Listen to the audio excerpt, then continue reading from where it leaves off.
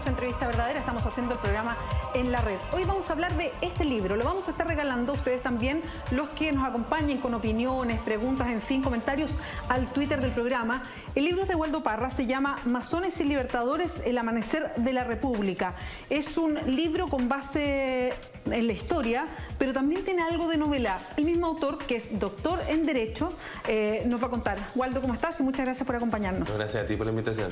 Bueno, tú eres doctor en Derecho, de hecho te dedicas también a la academia y eres director de la escuela, exactamente, de la Universidad Viña del Mar. Sí. ¿Cómo pasaste a la escritura en temas de historia?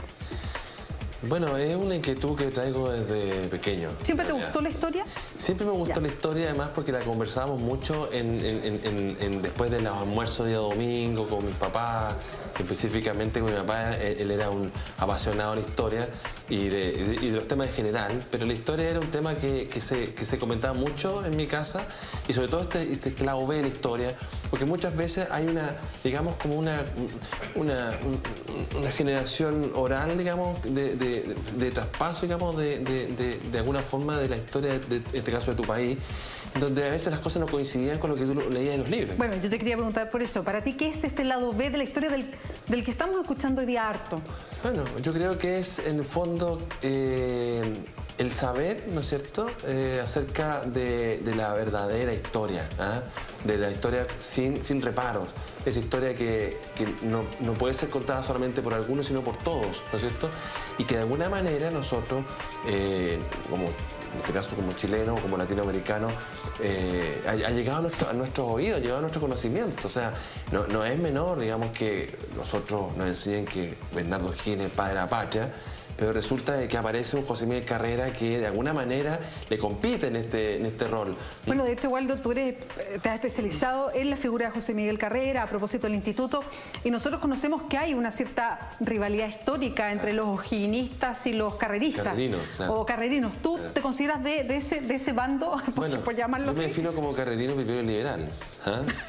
Así en ese contexto, digamos, porque, bueno, liberal en el sentido, digamos, político de la palabra, y carrerino en el sentido histórico, en el sentido de que evidentemente que Carrera es una figura relevante. Yo lo considero un tipo brillante, o sea, una persona que... ¿Se ha dejado de lado, crees tú? ¿En la historia no le han dado el lugar que se merece? Yo creo que nosotros no le hemos dado el merecido reconocimiento. ¿Y por qué?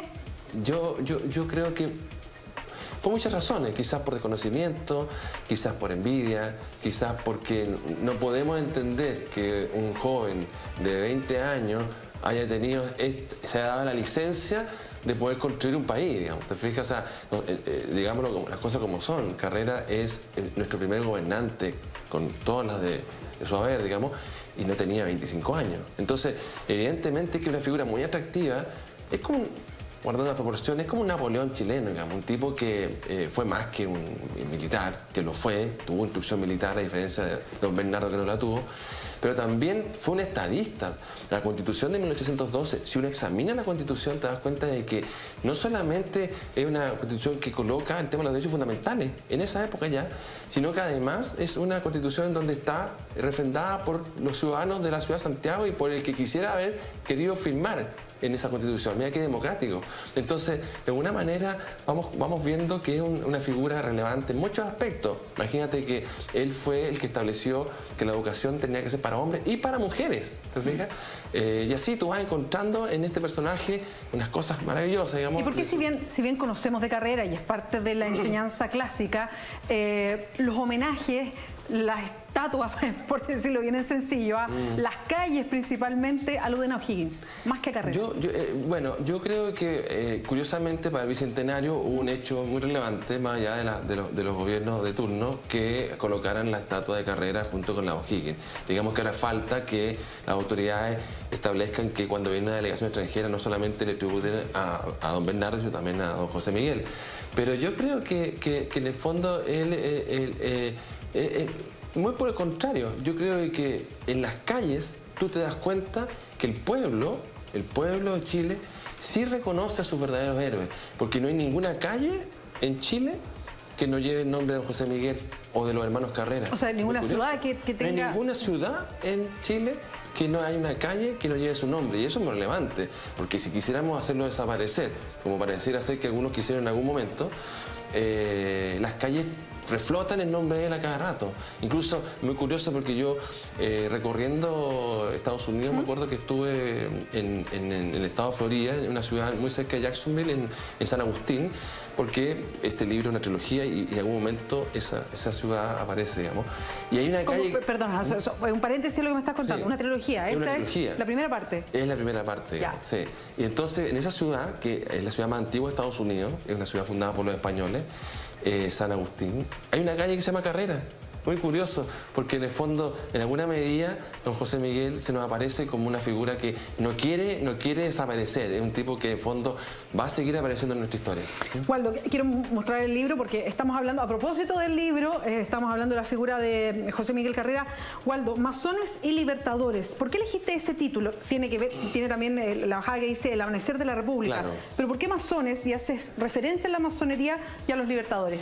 Bueno, en el prólogo del libro se dice que en el fondo la vida, la historia está llena de secretos, digamos. El secretismo nos ha acompañado durante toda la historia de la humanidad. En alguna medida los masones representan un poco eso, una organización secreta que era en alguna medida necesaria para poder llevar a cabo, digamos, muchas actividades. Por ejemplo, un conocimiento más allá de lo que, en este caso, nosotros éramos parte del Imperio Español, entonces resulta de que el conocimiento más allá de lo que la Iglesia Católica que pretendía era, en alguna medida, guardado por este tipo de organizaciones. Pero en el libro en particular yo hago mención a masones en el sentido de los masones ingleses, ¿ah? Porque en realidad, indagando en la historia, en este lado de la historia, nos podemos dar cuenta de que este venir a libertar un territorio no fue algo tan idealista como muchos pensaban, así como que José de San Martín volvió a su tierra y que fue una cosa así maravillosa, se le ocurrió, digamos, en forma casi espontánea, venir a libertar esta tierra, y no fue así. En realidad los propios historiadores argentinos han concluido y han investigado mucho en correspondencia en Estados Unidos, en Inglaterra, y han encontrado lo que se llama el Plan Maitland. El Plan Maitland es un plan elaborado por el gobierno inglés de la época que pretendía aprovechar la oportunidad que era que España estaba ya en decadencia y que las potencias de la época eran Inglaterra o Gran Bretaña y Francia. Recordemos que están en plena época de la guerra napoleónica. Por lo tanto, los ingleses muy hábilmente se dieron cuenta de que estos territorios, si ellos no lograban una cercanía, en alguna medida tener un grado de influencia sobre ellos, lo iban a tener los franceses. Por lo tanto, ese plan lo que hace es buscar aprovechar la oportunidad para independizar estos territorios en favor de lo que después fue el Imperio Británico. ¿Y cómo se cruza eso con la masonería? Claro, porque en mi libro, de alguna manera yo transito esta historia a través de una serie de personajes que existieron, que fueron muy relevantes en Inglaterra y que todos son parte de la Gran Logia Unida de Inglaterra, que la masonería surge formalmente en Inglaterra, y son ellos, en mi libro, yo los denomino los 7 inmortales, los que elaboran o aceptan este plan, o se dan cuenta que este plan los puede llevar a su objetivo, digamos, y son los que buscan a la persona más idónea para llevar a cabo este plan, que es nuestro querido general José de San Martín. Él, en realidad, no es, y ahí a lo mejor mis amigos argentinos se van a molestar, pero en realidad no es el gran libertador que nos han vendido, sino que él es un agente del gobierno inglés que viene a América. Recuerda que San Martín nació en Argentina, o lo que posteriormente fue Argentina, pero él se fue a los 5 años a España, por lo tanto su familia, no digamos que él es un americano, es un español, que después de 30 años vuelve a América, pero vuelve con un objetivo muy preciso, que es, como hemos dicho varias veces en algunas entrevistas, él no viene a libertar, en este caso Chile, viene a conquistar Chile. Lo que pasa es que nosotros de repente, claro, lo recibimos con los brazos abiertos porque en fondo él llegó con el Ejército Libertador, pero él tomó posesión de este país y, digamos, y colocó gente para administrarlo. Digamos, en este caso fue Bernardo Higgins. Waldo, ¿cómo llevaste adelante la investigación? Y te pregunto, ¿cuánto hay de historia concreta y cuánto de algo más novelado dentro del libro?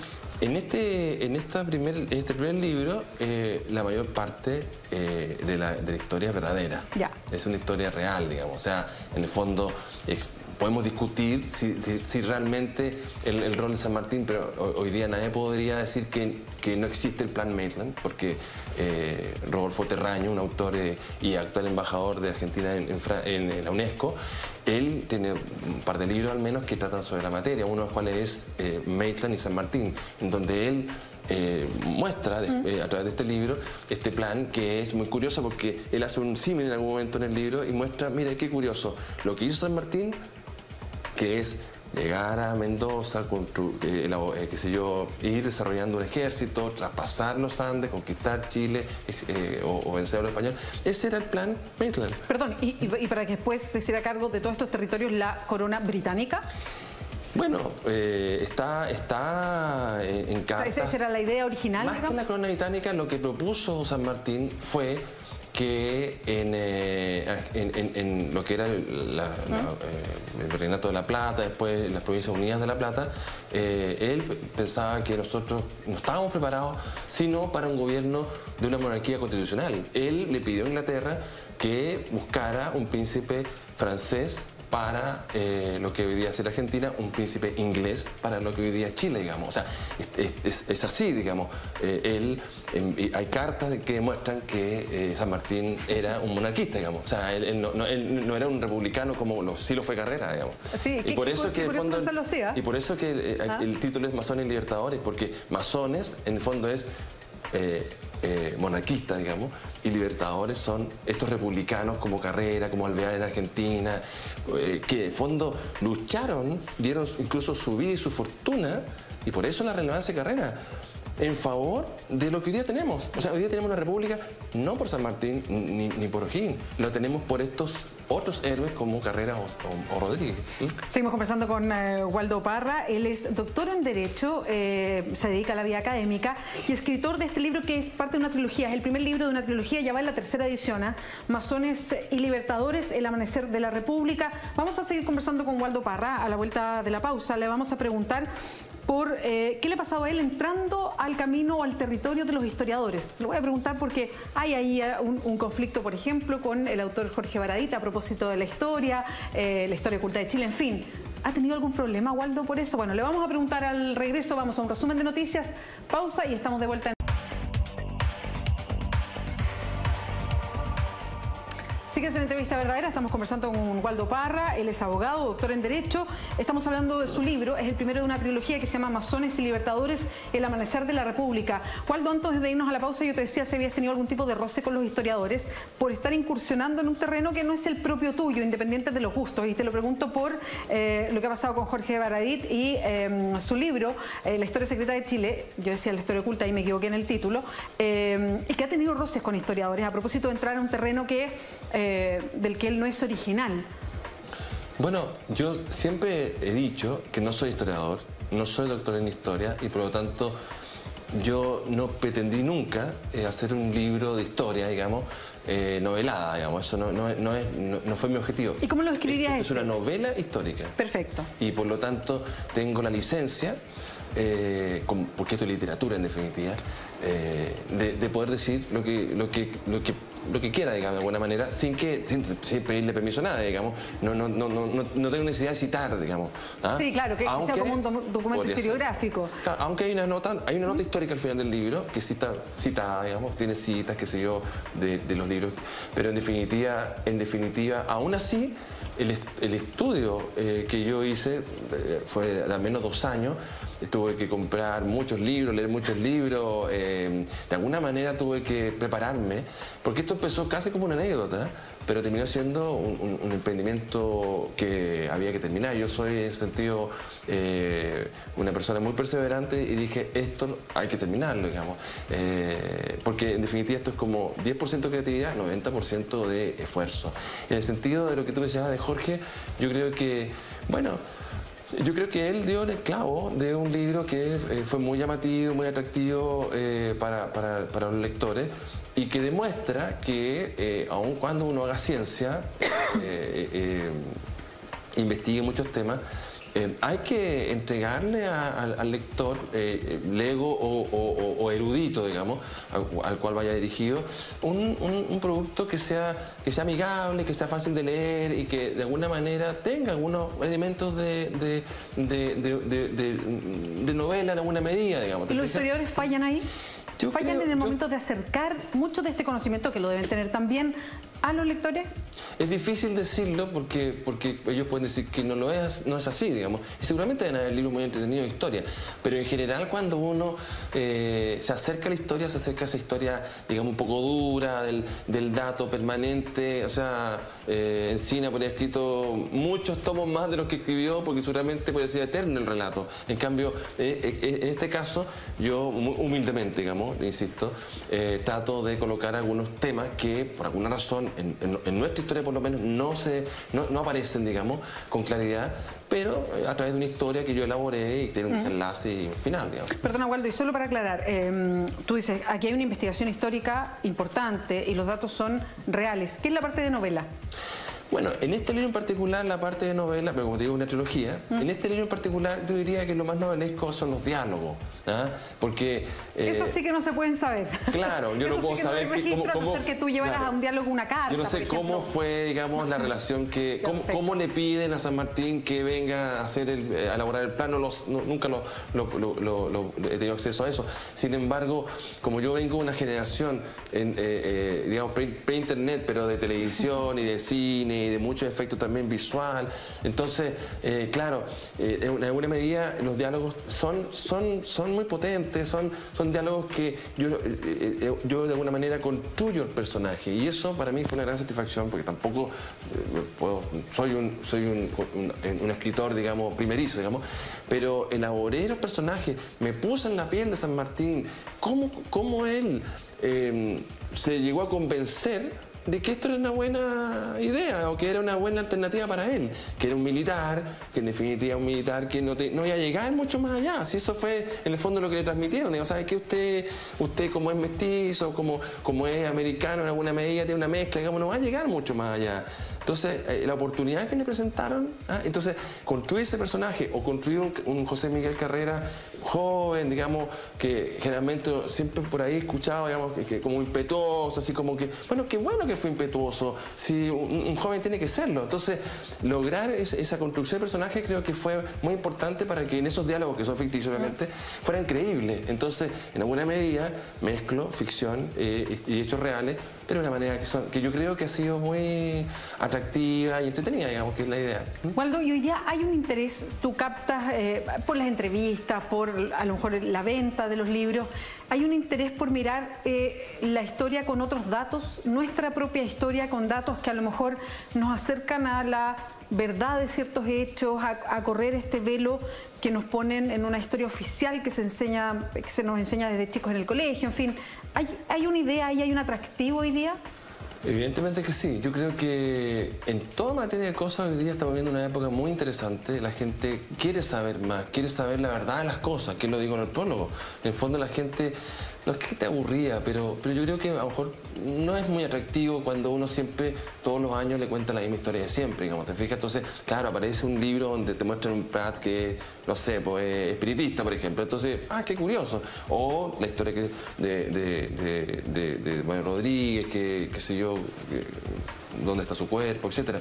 Entonces, claro, esto es una historia potente. Yo creo que, en fondo, la gente necesita saber, quiere saber y está dispuesta a invertir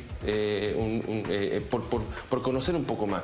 Y yo creo que, digámoslo como son, quizás los escritores como Jorge Baradit o Francisco Ortega u otros, digamos, en alguna medida han hecho lo que los historiadores no han querido hacer, ¿fíjate? Que es contar la historia tal y como es, digamos. Ahora, con todos los errores del mundo seguramente, pero bueno, nadie es perfecto, digamos. Yo creo que el solo hecho de pretender algo, de poder decir, ¿sabe qué? Aquí hay algo que en el fondo nos está faltando saber.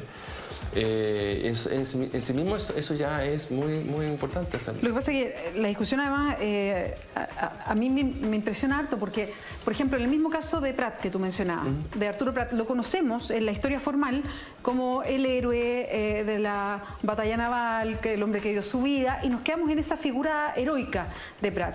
Pero podría ser mucho más heroico con todo lo otro que conocemos de él, que era un gran humanista, que hizo defensa, que era un abogado, que hizo defensas brillantes de compañeros en la Armada, que además era un tipo muy buen compañero, buena persona, que se preocupaba por el otro, que además tenía esta otra faceta espiritista, que él era un hombre con una visión crítica de las cosas que pasaban. Entonces uno piensa, ¿por qué no se enseña eso también? Porque eso también puede despertar el espíritu crítico desde más chicos en la misma escuela. Entonces, ¿por qué pienso presentar una historia más chata de Chile cuando es mucho más diversa, es mucho más crítica, es mucho más discutida y los personajes son mucho más reales de los que a uno se los presentan? Es que también yo creo que en el fondo nosotros estamos viviendo una época, y qué rico que sea así, que traspasamos ya la frontera de los típicos temas que vivimos nosotros en una época, ¿no es cierto?, de postdictadura, qué sé yo, muchos temas que se repetían, que a lo mejor se van a seguir repitiendo porque son temas que van a mantener vigencia por muchos años. Pero yo soy de aquellos que cree que en la regularidad de la vida, digamos. O sea, nosotros, un Chile, entre comillas, regular, de vida cotidiana, digamos, es un Chile en donde efectivamente hay temas que hay que abordar. Y esto quizás a los historiadores no tiene que verlo como un problema. Así, es todo lo contrario. Es una gran oportunidad. Es una gran oportunidad para que ellos a lo mejor aborden estos temas, porque eso enriquece a Chile. Mira, yo, claro, como me gusta ver cine, por ejemplo, hace poco hice una película de Lincoln y los vampiros, no sé, una cosa que es ficticia, digamos. Pero, bueno, aquí de repente somos muy puristas, digamos. O sea, ¿qué importa? Si con eso a lo mejor favorecemos la figura, qué sé yo, de alguna manera colocamos en el chip de las personas que ahí tienen un personaje, digamos. ¿Te fijas? Los norteamericanos en ese sentido son muy hábiles en utilizar, digamos, los medios en ese sentido, digamos, para la historia. Hay muchas historias que son entretenidas que las utilizan con distintos personajes que han existido. Nosotros, no digo que vamos a hacer lo mismo, pero la historia de nosotros es tan rica en hechos reales, digamos, que pucha, que en el fondo de repente yo no me explico cómo esto no me ha pasado antes. Que suceda ahora, creo que nos enriquece enormemente, digamos, y nos hace comprar, a lo mejor, claro, yo compré el libro de Dan Brown y quizás ese fue el paso inicial para poder escribir este libro.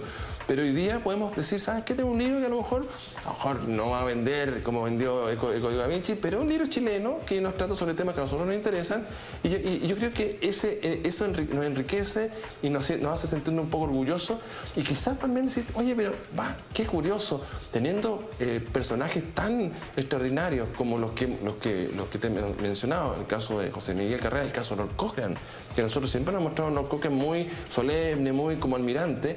Él era un rebelde, era un revolucionario, digamos.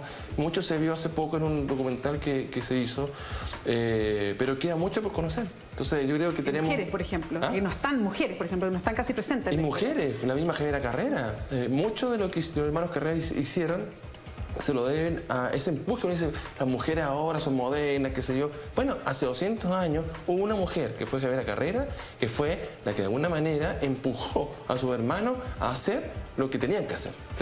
Waldo Parra, ha sido un gusto esta conversación. Waldo nos vino a presentar su libro Masones y Libertadores, El Amanecer de la República. Es parte de una trilogía, ya va por la 3ª edición y además se va a editar en Uruguay. Eso también es una buena noticia. Y seguimos con la editorial, que es la misma editorial de Francisco Ortega, Planeta, firmando libros. Vamos a estar el 25 de junio, perdón que lo diga, en Contrapunto en Drugstore, en Providencia, el 25 de junio. Y la conversa con Waldo. Y claro, y tenemos, como me dijo el editor, esto es un long seller. O sea, este es un libro que seguramente va a permanecer por mucho tiempo. Muchas gracias, Waldo. Y desde la producción se van a comunicar con el ganador del libro a través de los Twitter que llegaron al programa. Vamos ahora a